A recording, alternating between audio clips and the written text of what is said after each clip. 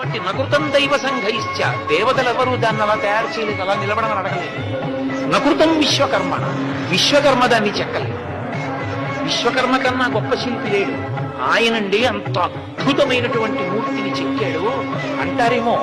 నకృతం విశ్వకర్మ, విశ్వకర్మ దాన్ని చెక్కలేదు. స్వేచ్ఛయా క్రీడతే తత్ర, అది విగ్రహాన్ని మీరు అనుకుంటున్నారేమో, కాదు. స్వేచ్ఛయ స్వ ఇచ్ఛ, తన కోర్కెను అనుసరించి తాను క్రీడిస్తూ ఉంటాడు, ఆడుతూ ఉంటాడు. ఇచ్ఛారూపం విరాజిత, తన ఇష్టం వచ్చిన రూపాన్ని పొందుతూనే ఉంటాడు. అలా ఉన్నట్టుంటాడు, మీ పక్కనే ఉంటాడు. అలా ఉన్నట్టుంటాడు.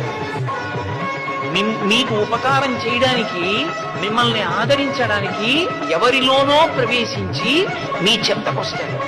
శంఖచక్ర గదాపద్మలను పట్టుకుని వస్తాడని మీరు అనుకోకండి. మిమ్మల్ని అనుగ్రహించాలనుకున్నప్పుడు అలా వస్తాడు, ప్రవేశిస్తాడు.